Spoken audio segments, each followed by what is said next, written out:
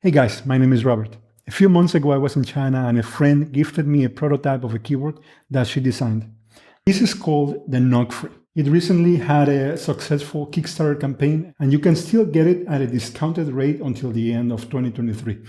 I wanted to make this video not only to share some thoughts about this device, but more than that, I hope to share with you my experience on how this keyboard led me to discover some amazing ways to personalize and customize my workflow and introduce me to a lot of possibilities on how to use my computer. So I will be talking about automation, keyboard remapping, and some applications that I use and stuff like that. I absolutely love this keyboard, but I hope to share something that will be useful to you regardless of whether you decide to get it or if you just want to customize whatever you already have. Now, the last time that I had a mechanical keyboard was at least a couple of decades ago, and I had no idea of all the huge following that all of these currently have. And I think I get it. I mean, the experience is just so much better than typing on my old, flat Apple Bluetooth keyboard. I think I enjoy this in a similar way as I love the experience of writing with fountain pens or even using my typewriter. Typing on this mechanical keyboard puts me in a different mindset. It just feels so organic and it inspires me to write and press those keys. The feedback and satisfying click-clack sound make the whole experience so much more enjoyable.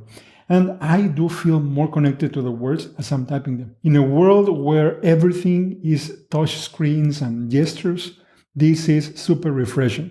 So I'm loving this side of the experience. I do think that I am not very qualified to talk about all of the deep level technical aspects because, as I tell you, I am just entering this world of mechanical keyboards.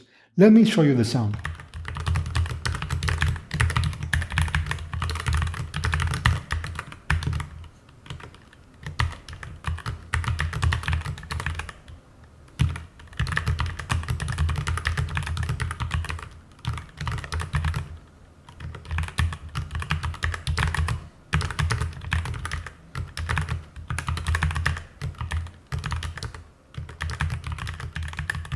The people that are really into these keyboards will distinguish many details in sound or aspects that, at this point, do not make a big difference to me. It's a solid product, I can tell you that. It's hot swappable, so you can get different keycaps or switches to customize the look, the sound, or the feel. It's completely wireless, so you do not need to have both sides of the keyboard plugged with one another. And that's huge for me because I do not need more cables in my life. The battery is great. I have let it run for about a month without issues. And the few times that I have charged it so far, it is not because it didn't have battery, but because I was getting a little bit paranoid that the battery had not finished. There is absolutely no delay or lag when using. If you do want to plug your NocFree, you also get some fancy RGB lights. It has 31 different effects, which you can also customize not only by different modes, but also by color and brightness. It's compact, and because of that, you do lose your F keys or your MacBook media keys.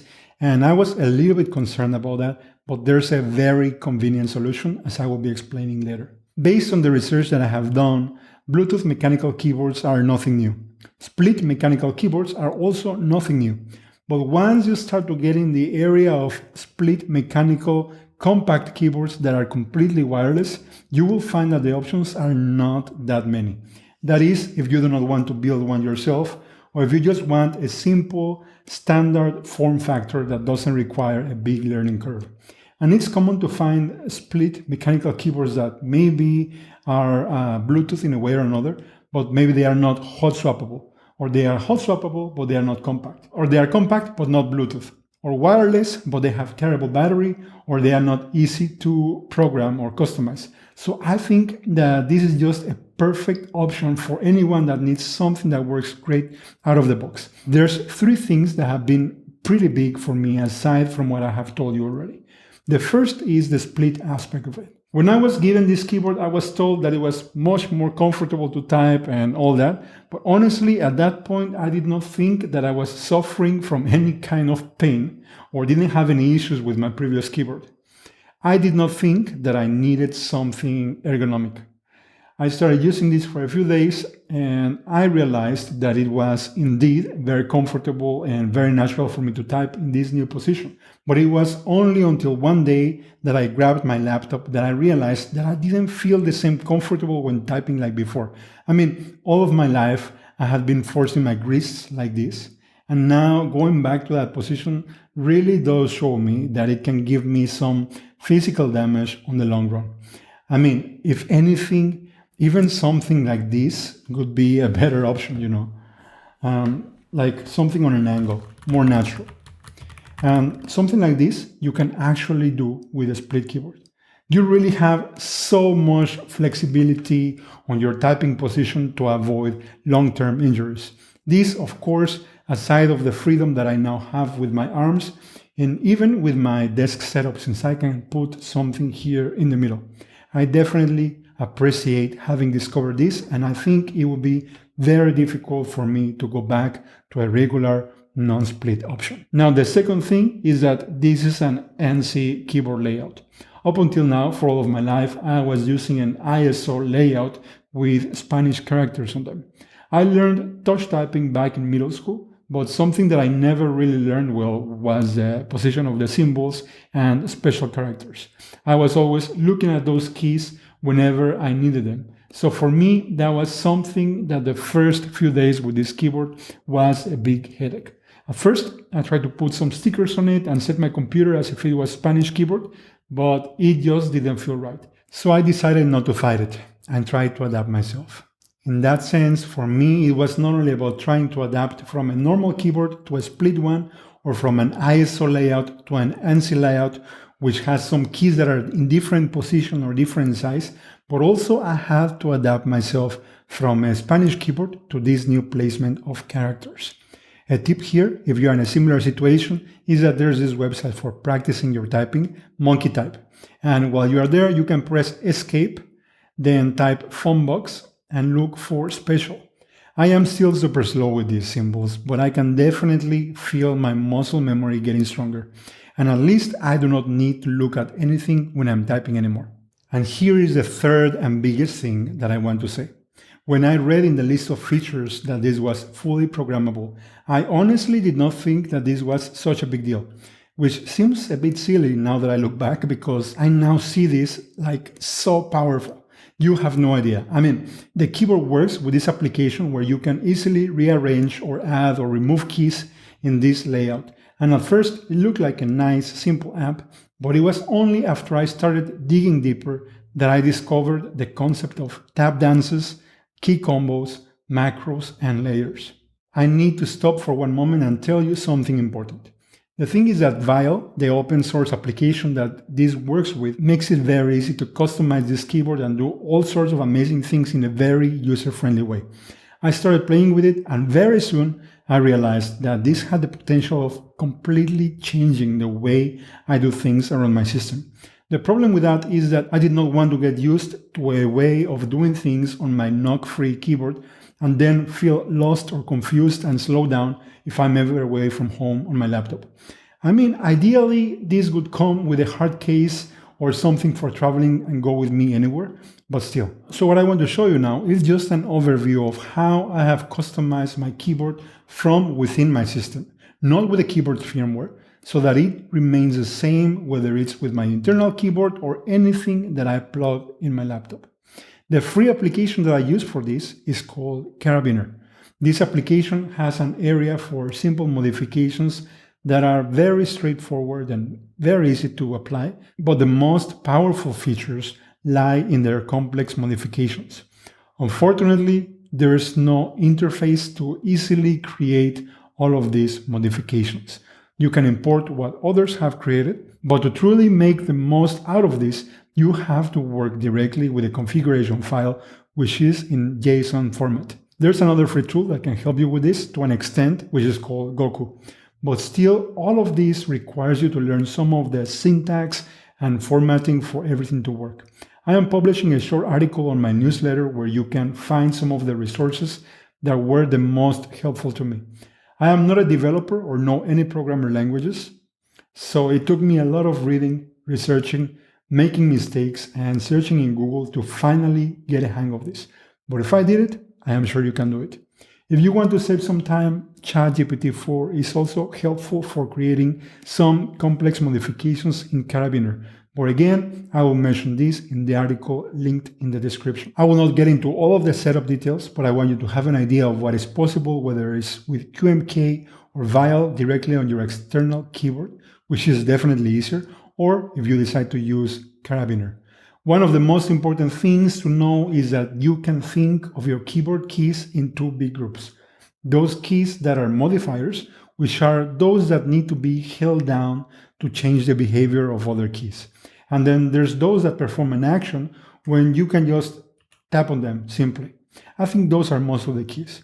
And for these ones, you do not need them to repeat or do anything while holding them down. At least in most modern keyboards, if you press and hold an A or a B, you will not get a bunch of repeating A's or B's.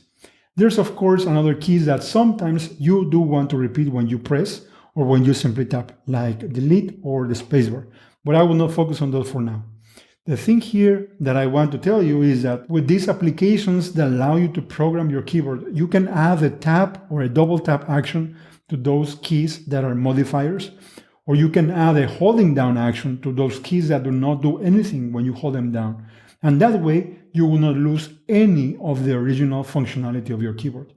Basically, you no longer have only a few modifiers, but any key can become a modifier. Another thing that kind of blew my mind is the concept of layers, which is that every time you press a key, you have the possibility of assigning a different function to all of the keys in your keyboard, which is basically what modifiers do. Like when you press Shift, all of the other keys are now uppercase. But thinking of layers and the freedom of actions that you can assign to every single key is just crazy. But even more crazy is that you can jump to a layer from within a layer, kind of like Inception, but for your keyboard. For example, I have my caps lock to act as an escape with a single press. When I hold it down, it turns into an F19 key, which activates this other application, Superkey, which allows me to click anywhere on my screen with OCR. With this application, I can tap anything and directly perform a left click by releasing the caps lock. I can do double click, middle click, and much more, but I need to be holding down the caps lock while I type. To switch between the different matches, for example, I have to press tab, which is in a very uncomfortable position. But remember I told you about layers?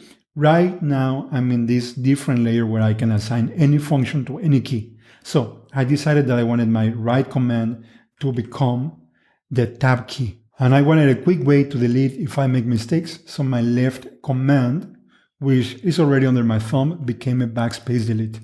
What if I want to escape without clicking anywhere? Escape is way too uncomfortable in the corner, so I made spacebar, which is still my spacebar with a single tap, to enter a new layer when held down.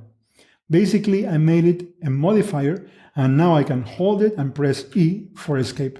There's another application that I also like for clicking around my screen whenever there's no text and I cannot use Superkey, and this is Homerow. So if I press my caps lock and quickly tap on J, I have all of these clues around elements, buttons, text fields of websites or applications, and I can quickly perform an action on them. To escape, again, I simply tap my caps lock. My caps lock also activates several of my favorite Alfred workflows. Like with the letter G, I can Google something in no time. Or with letter C, I can quickly open Caffeinate to stop my computer from sleeping. Or I can trigger shortcuts. Like with letter D, I have this one I did for day one and I use every day. You see something here? When you have other keys as modifiers, you will not have to struggle with choosing a letter that you haven't used with something else in another application because you have a whole new range of options available. The more I started to learn all of these possibilities with customization, the more I realized that there's so many amazing ways to move around your system and navigate, not only without your mouse, with applications like the ones that I just showed you, but you can do so much even by staying around your home row. And this is really cool. The home row is all of these keys that are always accessible under the fingers in the most natural position. The reason that I remapped my caps lock to do all of those functions is because it's in such a convenient place, but as a caps lock, it has very little use. By deciding to do more things around this row of keys, you can be so much more efficient and fast around your system. And you can be much more immersed as you are typing or doing whatever you are doing without having to raise your hand and reaching for the control key, for example, or trying to extend your pinky to reach that delete, or getting your hand away from the keyboard to get the mouse. I mean, sometimes you really have no other option, but if you can really place actions that you perform again and again right at your fingertips without getting out of the moment, you can be so much more efficient with anything that you are doing. With customizing your keyboard, not only you can assign single keys to any key, but you can assign combination of keys. You can open applications, you can open websites, you can run scripts, you can run shortcuts. If you use Keyboard Maestro, Alfred, or BetterTouchTool, you can trigger any of their actions, macros, or workflows without even having to waste any modifier or key. A very simple modification, which is perhaps one of my favorites, is inspired by something that I saw online. It's called Super Duper mode.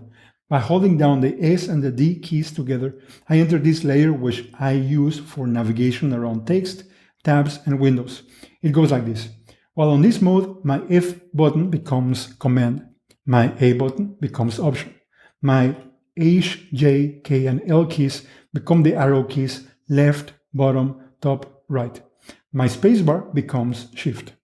My N and period become delete backwards and delete forward keys. And with this, I can already do so much when I am dealing with text. I tell you, I am not a developer, and that's a group of people that I have seen that are incredibly efficient in the use of their keyboards, but I do write a lot and do lots of notes, so this is still super useful. I can quickly jump word by word by pressing my A or option key and my new arrow keys. If instead I want to press my F key, which is command, I can jump to the beginning or end of lines with option and my spacebar, which is shift. I can select words or even paragraphs. I mean, there's so many combinations here.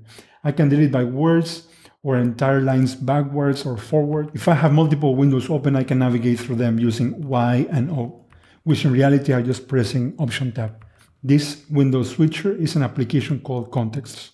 I can navigate tabs with U and I, or if I want to see my application switcher, I can press M or comma. Even though for switching apps, I mostly use another app called RCMD. With RCMD, I can press my right command and just type a letter that I have assigned to a different application. But you get the idea.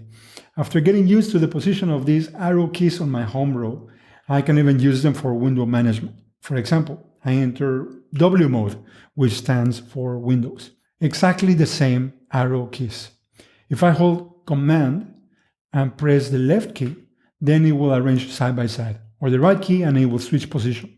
I can move it to quarters. If I press enter, it will maximize the window. If I press the spacebar, it will give me some room on the sides. For window management, I am using BetterTouchTool. I have an M mode for Markdown that I use together with TextSoap to get these menus that I can use in any app for changing case, enclosing in parentheses or brackets. I can replace text using Keyboard Maestro on any selected text in any application. It is so intuitive to assign these shortcuts to modes divided by categories and letters that are so easy to remember. Originally, my concern was how will I be able to use a compact keyboard that is missing keys? But honestly, looking for a workaround led me to all of these that I have been sharing with you, and I would not have it any other way. My MacBook media keys, by the way, are on my numbers on the same position as before. I get to them by holding down caps lock. If I want my F keys, I just hold down the FN key, and also they are on the numbers. And if I want Spanish characters like the ñ or accents, then I also do that with my caps lock. They are exactly in the same position as they were in my Spanish keyboard. It really is super nice. And I will be giving you all of the mappings that I have for myself in that article in the description of the video, because there's several more. I will also share with you my Karabiner configuration file with Goku if you want to look into that. There's other applications that do some simple remapping, like Hyperkey that combines Command, Control, Alt, and Shift. But with something like Karabiner or VIAL for external keyboards, you can do so much more without actually losing any of your modifiers. I really suggest that you check it out. If you want to hear about a specific area of my configuration or would like for me to dive deeper in any of these settings, just let me know. You can subscribe to my newsletter to keep up with different content that I consume online, films, applications that I discover, or tools and devices that I'm excited about. Remember that if you're interested in the NocFree keyboard, you are still on time to get it on Kickstarter, and if that's over by the time that you watch this video, I will make sure to give you information in the description about where else you can get it from. I really think it's a fantastic product. As always, thank you so much for watching, and I'll see you in the next time.